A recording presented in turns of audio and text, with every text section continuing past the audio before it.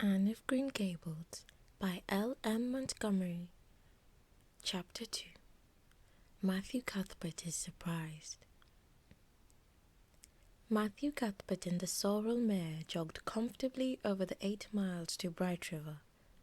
It was a pretty road, running along between snug farmsteads, with now and again a bit of balsamy fir wood to drive through, or a hollow where wild plums hung out their filmy bloom. The air was sweet with the breath of many apple orchards, and the meadows sloped away in the distance to horizon mists of purple and pearl, while the little birds sang as if it were the one day of summer in all the year. Matthew enjoyed the drive after his own fashion, except during the moments when he met women and had to nod to them. For in Prince Edward Island, you're supposed to nod to all and sundry you meet on the road, whether you know them or not. Matthew dreaded all women, except Marilla and Mrs. Rachel. He had an uncomfortable feeling that the mysterious creatures were secretly laughing at him. He may have been quite right in thinking so. He was an odd-looking personage, with an ungainly figure and long iron-grey hair that touched his stooping shoulders, and a full, soft brown beard, which he had worn ever since he was 20. In fact, he had looked at 20 very much as he looked at 60, lacking a little of the greyness. When he reached Bright River, there was no sign of any train. He thought he was too early, so he tied his horse in the yard of the small Bright River Hotel and went over to the station house. The long platform was almost deserted, the only living creature in sight being a girl who was sitting on a pile of shingles at the extreme end. Matthew, barely noting that it was a girl, sidled past her as quickly as possible without looking at her. Had he looked, he could hardly have failed to notice the tense rigidity and expectation of her attitude and expression. She was sitting there waiting for something or somebody, and, since sitting and waiting was the only thing to do just then, she sat and waited with all her might and main. Matthew encountered the station master locking up the ticket office, preparatory to going home for supper, and asked him if the 5:30 train would soon be along. "The 5:30 train has been in and gone half an hour ago," answered that brisk official. "But there was a passenger dropped off for you, a little girl. She's sitting out there on the shingles. I asked her to go into the ladies' waiting room, but she informed me gravely that she preferred to stay outside. There was more scope for imagination, she said. She's a case, I should say." "I'm not expecting a girl," said Matthew blankly. "It's a boy I've come for. He should be here. Mrs. Alexander Spencer was to bring him over from Nova Scotia for me." The station master whistled. "Guess there's some mistake," he said. "Mrs. Spencer came off the train with that girl and gave her into my charge. Said you and your sister were adopting her from an orphan asylum, that you would be along for her presently. That's all I know about it, and I haven't got any more orphans concealed hereabouts."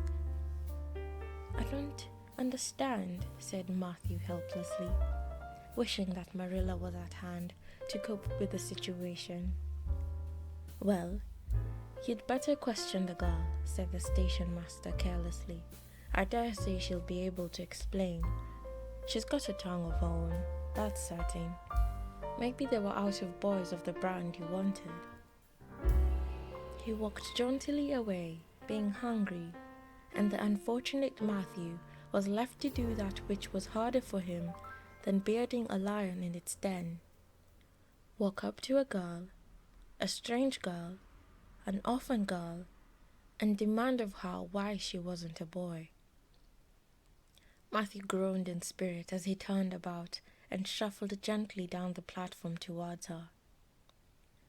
She had been watching him ever since he had passed her, and she had her eyes on him now. Matthew was not looking at her, and would not have seen what she was really like if he had been. But an ordinary observer would have seen this. A child of about 11, garbed in a very short, very tight, very ugly dress of yellowish grey wincey. She wore a faded brown sailor hat, and beneath the hat, extending down her back, were 2 braids of very thick, decidedly red hair. Her face was small, white and thin, also much freckled. Her mouth was large, and so were her eyes, which looked green in some lights and moods and grey in others. So far, the ordinary observer. An extraordinary observer might have seen that the chin was very pointed and pronounced, that the big eyes were full of spirit and vivacity, that the mouth was sweet-lipped and expressive, that the forehead was broad and full.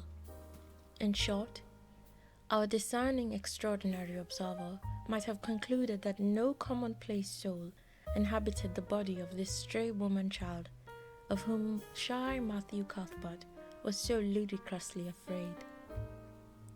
Matthew, however, was spared the ordeal of speaking first, for as soon as she concluded that he was coming to her, she stood up, grasping with one thin brown hand the handle of a shabby, old-fashioned carpet bag. The other she held out to him. "I suppose you are Mr. Matthew Cuthbert of Green Gables," she said, in a peculiarly clear, sweet voice. "I'm very glad to see you. I was beginning to be afraid you weren't coming for me, and I was imagining all the things that might have happened to prevent you. I had made up my mind that if you didn't come for me tonight, I'd go down the track to that big wild cherry tree at the bend and climb into it to stay all night. I wouldn't be a bit afraid, and it would be lovely to sleep in a wild cherry tree, all white with bloom in the moonshine, don't you think? You could imagine you were dwelling in marble halls, couldn't you? And I was quite sure you would come for me in the morning, if you didn't tonight." Matthew had taken the scrawny little hand awkwardly in his. Then and there, he decided what to do. He could not tell this child with the glowing eyes that there had been a mistake. He would take her home and let Marilla do that. She couldn't be left at Bright River anyhow, no matter what mistake had been made. So all questions and explanations might as well be deferred until he was safely back at Green Gables. "I'm sorry I was late," he said shyly. "Come along. The horse is over in the yard. Give me your bag." "Oh, I can carry it," the child responded cheerfully. "It isn't heavy. I've got all my worldly goods in it, but it isn't heavy. And if it isn't carried in just a certain way, the handle pulls out. So I'd better keep it, because I know the exact knack of it. It's an extremely old carpet bag. Oh, I'm very glad you've come, even if it would have been nice to sleep in a wild cherry tree. We've got to drive a long piece, haven't we? Mrs. Spencer said it was 8 miles. I'm glad because I love driving. Oh, it seems so wonderful that I'm going to live with you and belong to you. I've never belonged to anybody, not really. But the asylum was the worst. I've only been in it for 4 months, but that was enough. I don't suppose you were ever an orphan in an asylum, so you can't possibly understand what it is like. It's worse than anything you could imagine. Mrs. Spencer said it was wicked of me to talk like that, but I didn't mean to be wicked. It's so easy to be wicked without knowing it, isn't it? They were good, you know, the asylum people, but there is so little scope for the imagination in an asylum, only just in the other orphans. It was pretty interesting to imagine things about them, to imagine that perhaps the girl who sat next to you was really the daughter of a belted earl who had been stolen away from her parents in her infancy by a cruel nurse who died before she could confess. I used to lie awake at nights and imagine things like that, because I didn't have time in the day. I guess that's why I'm so thin. I am dreadful thin, ain't I? There isn't a pick on my bones. I do love to imagine I'm nice and plump, with dimples in my elbows. With this, Matthew's companion stopped talking, partly because she was out of breath and partly because they had reached the buggy. Not another word did she say until they had left the village and were driving down a steep little hill, the road part of which had been cut so deeply into the soft soil that the banks, fringed with the blooming wild cherry trees and slim white birches, were several feet above their heads. The child put out her hand and broke off a branch of wild plum that brushed against the side of the buggy. Isn't that beautiful? What did that tree, leaning out from the bank, all white and lacy, make you think of? She asked. Well, now, I don't know, said Matthew. Why, a bride, of course. A bride all in white with a lovely misty veil. I've never seen one, but I can imagine what she would look like. I don't expect myself to be a bride. I'm so homely nobody will ever want to marry me, unless it might be a foreign missionary. I suppose a foreign missionary mightn't be very particular, but I do hope that someday I shall have a white dress. That is my highest ideal of earthly bliss. I just love pretty clothes, and I've never had a pretty dress in my life that I can remember. But of course, it's all the more to look forward to, isn't it? And then I can imagine that I'm dressed gorgeously. This morning, when I left the asylum, I felt so ashamed because I had to wear this horrid old wincey dress. All the orphans had to wear them, you know. A merchant in Hopetown last winter donated 300 yards of wincey to the asylum. Some people said it was because he couldn't sell it, but I'd rather believe that it was out of the kindness of his heart, wouldn't you? When we got on the train, I felt as if everyone must be looking at me and pitying me, but I just went to work and imagined that I had on the most beautiful blue, pale silk dress, because when you are imagining, you might as well imagine something worthwhile. And a big hat, all flowers and nodding plumes, and a gold watch, and kid gloves and boots. I felt cheered up right away, and I enjoyed my trip to the island with all my might. I wasn't a bit sick coming over in the boat. Neither was Mrs. Spencer, although she generally is. She said she hadn't time to get sick, watching to see that I didn't fall overboard. She said she never saw the bit of me for prowling about.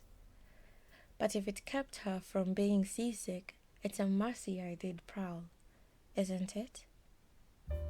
And I wanted to see everything that was to be seen on that boat, because I didn't know whether I'd have another opportunity. Oh, there are a lot more cherry trees all in bloom. This island is the bloomiest place. I just love it already, and I'm so glad to live here. I've always heard that Prince Edward Island was the prettiest place in the world, and I used to imagine I was living here, but I never really expected I would. It's delightful when your imaginations come true, isn't it? But those red roads are so funny. When we got into the train at Charlottetown, and the red roads began to flash past, I asked Mrs. Spencer what made them red, and she said she didn't know, and for pity's sake not to ask her any more questions. She said I must have asked her 1,000 already. I suppose I had to. But how are you going to find out about things if you don't ask questions? And what does make the roads red? Well, now, I don't know, said Matthew. Well, that is one of the things to find out sometime. Isn't it splendid to think of all the things there are to find about? It just makes me feel glad to be alive. It's such an interesting world. It wouldn't be half so interesting if we knew all about everything, would it? There'd be no scope for imagination then, would there? But am I talking too much? People are always telling me I do. Would you rather I didn't talk? If you say so, I'll stop. I can't stop when I make up my mind to do it, although it's difficult. Matthew, much to his own surprise, was enjoying himself. Like most quiet folks, he liked talkative people when they were willing to do the talking themselves and did not expect him to keep up his end of it. But he had never expected to enjoy the society of a little girl. Women were bad enough and all conscious, but little girls were worse. He detested the way they had of sidling past him timidly, with sidewise glances, as if they expected him to gobble them up at a mouthful if they ventured to say a word. That was the Avonlea type of well-bred little girl. But this freckled witch was very different, and although he found it rather difficult for his slower intelligence to keep up with her brisk mental process, he thought that he kind of liked her chatter, so he said as shyly as usual, "Oh, you can talk as much as you like. I don't mind." "Oh, I'm so glad. I know you and I are going to get along together fine.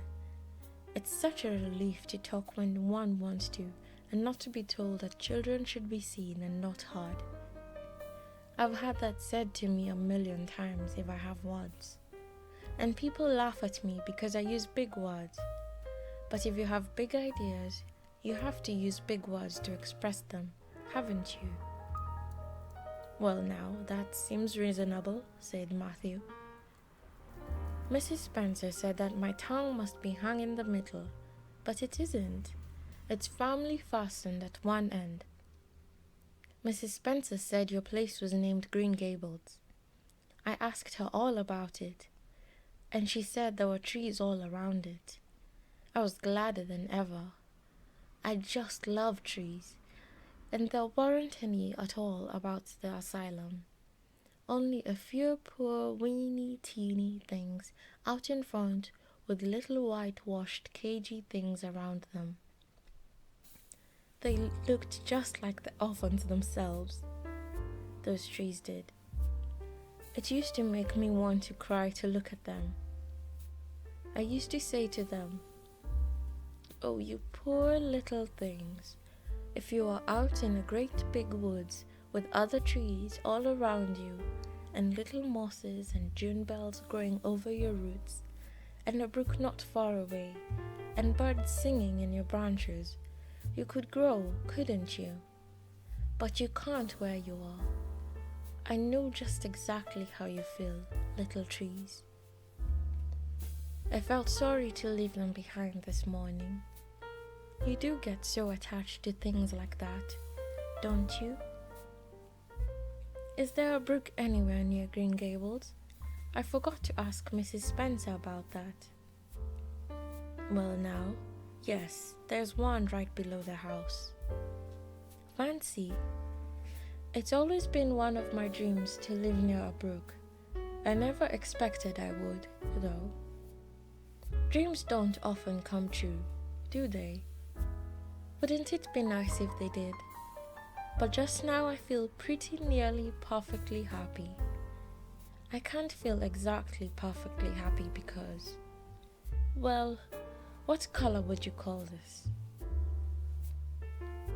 She twitched one of her long glossy braids over her thin shoulder and held it up before Matthew's eyes. Matthew was not used to deciding on the tints of ladies' tresses, but in this case there couldn't be much doubt. "It's red, ain't it?" he said. The girl let the braid drop back with a sigh that seemed to come from her very toes and to exhale forth all the sorrows of the ages. "Yes, it's red," she said resignedly. "Now you see why I can't be perfectly happy. Nobody could who has red hair. I don't mind the other things so much, the freckles and the green eyes and my skinniness. I can imagine them away. I can imagine that I have a beautiful rose leaf complexion and lovely starry violet eyes. But I cannot imagine that red hair away. I do my best to think of myself. Now my hair is a glorious black, black as the raven's wing. But all the time I know it is just plain red, and it breaks my heart. It will be my lifelong sorrow." I read of a girl once in a novel who had a lifelong sorrow, but it wasn't red hair. Her hair was pure gold, rippling back from her alabaster brow. What is an alabaster brow? I never could figure out. Can you tell me? "Well, now, I'm afraid I can't," said Matthew, who was getting a little dizzy. He felt as he had once felt in his rash youth when another boy had enticed him on the merry-go-round at a picnic. Well, whatever it was, it must have been something nice, because she was divinely beautiful. Have you ever imagined what it must feel like to be divinely beautiful? "Well, now, no, I haven't," confessed Matthew ingenuously. "I have, often. Which would you rather be if you had the choice? Divinely beautiful, or dazzlingly clever, or angelically good?" "Well, now, I don't know exactly." "Neither do I. I can never decide. But it doesn't make much real difference, for it isn't likely I'll ever be either. It's certain I'll never be angelically good. Mrs. Spencer says, 'Oh, Mr. Cuthbert! Oh, Mr. Cuthbert! Mr. Cuthbert!'" That was not what Mrs. Spencer had said. Neither had the child tumbled out of the buggy, nor had Matthew done anything astonishing. They had simply rounded a curve in the road and found themselves in the avenue. The avenue, so called by the Newbridge people, was a stretch of road 400 or 500 yards long, completely arched over with huge, wide-spreading apple trees planted years ago by an eccentric old farmer. Overhead was one long canopy of snowy fragrant bloom. Below, the boughs of air was full of purple twilight, and far ahead a glimpse of a painted sunset sky shone like a great rose window at the end of a cathedral aisle. Its beauty seemed to strike the child dumb. She leaned back in the buggy, her thin hands clasped before her, her face lifted rapturously to the white splendor above. Even when they had passed out and were driving down the long slope to Newbridge, she never moved or spoke. Still rapt, she gazed afar into the sunset west, with eyes that saw visions trooping splendidly across that glowing background. Through Newbridge, a bustling little village where dogs barked at them and small boys hooted and curious faces peered from windows, they drove, still in silence. When 3 more miles had dropped away behind them, the child had not spoken. She could keep silence, it was evident, as energetically as she could talk. "I guess you're feeling pretty tired and hungry," Matthew ventured to say at last. accounting for her long visitation of dumbness with the only reason he could think of. But we haven't very far to go now, only another mile. She came out of her reverie with a deep sigh and looked at him with the dreamy gaze of a soul that had been wandering afar, star-led. "Oh, Mr. Cuthbert," she whispered, "that place we came through, that white place, what was it?" "Well now, you must mean the avenue," said Matthew, after a few moments' profound reflection. "It is a kind of pretty place." "Pretty? Oh, pretty doesn't seem the right word to use, nor beautiful either. They don't go far enough. Oh, it was wonderful, wonderful. It's the first thing I ever saw that couldn't be improved upon by imagination. It just satisfies me here." She put one hand on her breast. It made a queer funny ache, and yet it was a pleasant ache. Did you ever have an ache like that, Mr. Cuthbert? "Well now, I just can't recollect that I ever had. I have it lots of time, whenever I see anything royally beautiful. But they shouldn't call that lovely place the Avenue. There's no meaning in a name like that. They should call it, let me see, the White Way of Delight. Isn't that a nice imaginative name? When I don't like the name of a place or a person, I always imagine a new one and always think of them so. There was a girl at the asylum whose name was Hepzibah Jenkins, but I always imagined her as a Rosalia de Vere. Other people might call that place the Avenue, but I shall always call it the White Way of Delight. Have we really only another mile to go before we get home? I'm glad, and I'm sorry. I'm sorry because this drive has been so pleasant, and I'm always sorry when pleasant things end. Something still pleasanter may come after, but you can never be sure. And it's so often the case that it isn't pleasanter. That has been my experience anyhow. But I'm glad to think of getting home, you see. I've never had a real home since I can remember. It gives me that pleasant ache again just to think of coming to a really, truly home. Oh, isn't that pretty? They had driven over the crest of a hill. Below them was a pond, looking almost like a river, so long and winding was it.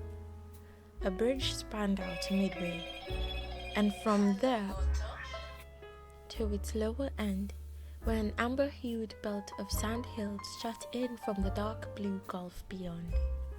The water was a glory of many shifting hues, the most spiritual shadings of crocus and rose and ethereal green, with other elusive tiltings for which no name has ever been found.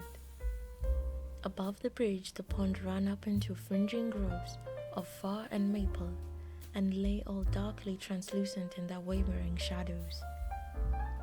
Here and there a wild plum leaned out from the bank like a white-clad girl tiptoeing to her own reflection. From the marsh at the head of the pond came the clear, mournfully sweet chorus of the frogs. There was a little grey house peering around a white apple orchard on a slope beyond, and, although it was not yet quite dark, a light was shining from one of its windows. "That's Barry's Pond," said Matthew. "Oh, I don't like that name either. I shall call it, let me see, the Lake of Shining Waters. Yes, that is the right name for it. I know because of the thrill. When I hit on a name that suits exactly, it gives me a thrill. Do things ever give you a thrill?" Matthew ruminated. "Well now, yes. It always kind of gives me a thrill to see them ugly white grubs that spade up in the cucumbers. I hate the look of them. Oh, I don't think that can be exactly the same kind of a thrill. Do you think it can? There doesn't seem to be much connection between grubs and lakes of shining waters, does there? But why do other people call it Barry's Point? I reckon because Mr. Barry lives up there in that house. Orchard Slope's the name of this place. If it wasn't for that big bush behind it, you could see Green Gables from here. But we have to go over the bridge and round by the road, so it's near half a mile farther. Has Mr. Barry any little girls? Well, not so very little either, about my size. He's got one about 11. Her name is Diana. Oh, with a long indrawing of breath. What a perfectly lovely name. Well, now, I don't know. There's something dreadful heathenish about it, seems to me. I'd rather Jane or Mary or some sensible name like that. But when Diana was born, there was a schoolmaster boarding there, and they gave him the naming of her, and he called her Diana. I wish there had been a schoolmaster like that around when I was born, then. Oh, here we are at the bridge. I'm going to shut my eyes tight. I'm always afraid of going over bridges. I can't help imagining that perhaps just as we get to the middle, they'll crumple up like a jackknife and nip us. So I shut my eyes. But I always have to open them for all when I think on getting near the middle. Because, you see, if the bridge did crumple up, I'd want to see it crumple. What a jolly rumble it makes. I always like the rumble part of it. Isn't it splendid there are so many things to like in this world? There, we're over. Now I'll look back. Good night, dear lake of shining waters. I always say good night to the things I love, just as I would to people. I think they like it. That water looks as if it was smiling at me. When they had driven up the farther hill and round a corner, Matthew said, "We're pretty near home now. That's Green Gables over."